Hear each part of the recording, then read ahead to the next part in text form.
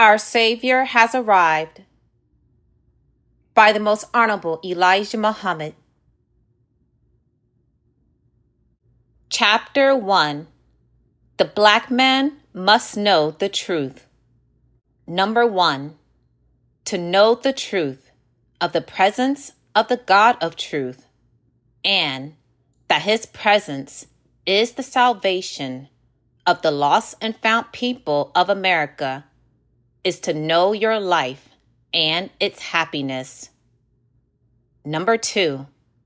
Truth is in favor of you and me, for the truth of our enemies, whom we have been serving here in the USA for over 400 years, whom we did not know to be our enemies by nature, is the truth that the black man must have knowledge of to be able to keep from falling into the deceiving traps that are being laid by our enemies to catch us in their way, which is opposed to the way of righteous, of whom we are members. Number 3. The arch deceiver. We are warned throughout the Bible and Holy Quran to shun this deceiver if we are members of the black nation, the righteous. There is nothing that is left of the truth of these people that God has not made manifest. And I am teaching you daily of this people. There are some black Americans who will, after knowledge, sympathize with the arch deceiver, the devil, for the sake of advantage. Even some of our highly educated people will accept speaking in defense of this arch enemy of ours for the sake of trying to gain higher places with the arch deceiver. And some of them will tell me and the believers of Islam that they do not believe in any religion, nor in any God of religion. The Bible foretold that this kind of talk against the truth would come in the last days, that the fool will say in his heart, "There is no God." This prophecy is now being fulfilled among even our most educated class of people. You cannot see the hereafter unless you believe in righteousness, and unless you are a submissive one to the God and author of righteousness, because righteousness is the type of world that we will have to live under after the destruction of this evil and deceitful world. Number 4. The Christian Church. There are diehards in the Christian Church. Slowly but surely, the Spirit of Allah is making manifest to the black man that the church and its religion, called Christianity, is the chain that binds the black man in mental slavery, seeking salvation where there is none, and thinking that he must die first to get to heaven. This is really a misunderstanding, because heaven is a condition of life and not a special place. Heaven is enjoying peace of mind and contentment with the God of the righteous and the nation of the righteous. It can be here in America, in the Isles of the Pacific, or on the continents of Asia and Africa, but it is only a condition of life. Black Christian believers are warned in the Bible in the 18th chapter of Revelation, last book, to come out of her. Her means the way and belief of the white race and the so-called Christian religion, that we be not partakers with them in the divine plagues of God upon her, USA. This is the religion that the prophets prophesied to you that the enemy will deceive you with.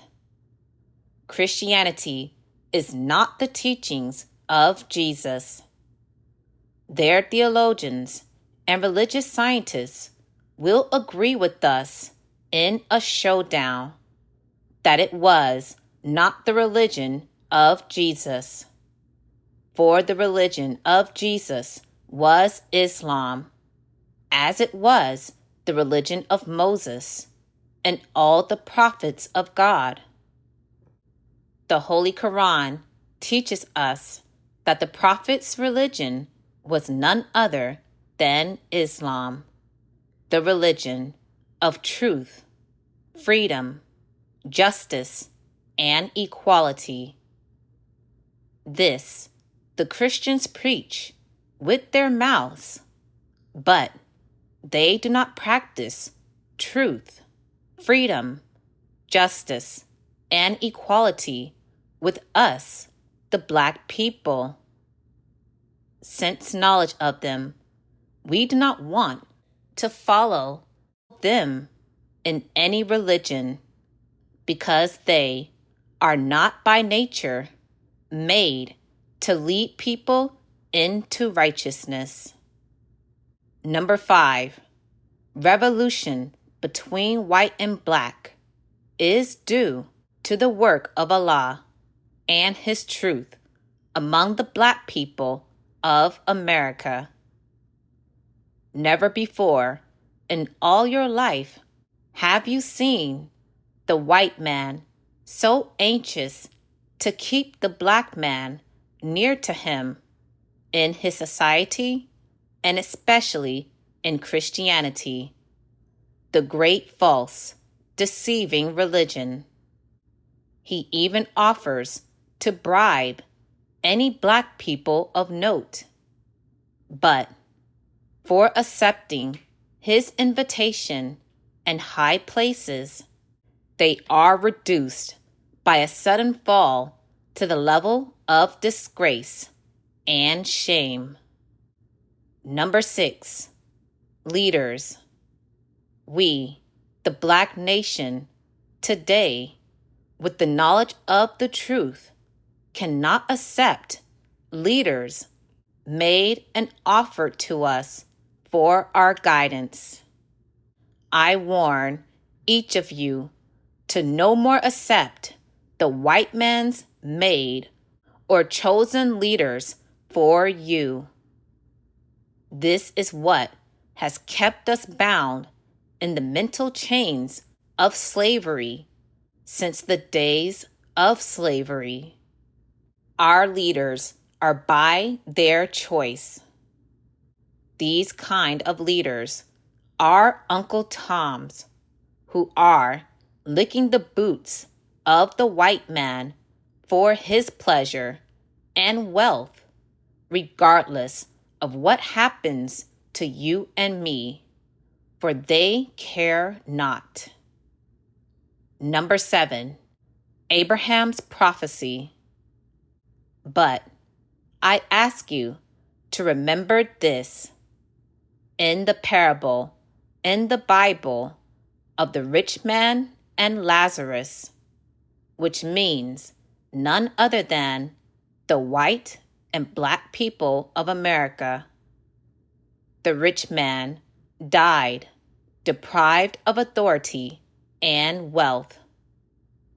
In the anguish of the torment of his loss of wealth and power, the parable refers to the rich man as being in hell, and in this condition, the beggar, Lazarus, saw no hope in begging that once rich man any longer for some of his sumptuous food. Then he turned to go for self, Abraham's. The prophecy, which Abraham was the recipient of, only means that after 400 years of our enslavement, all these things are coming to pass.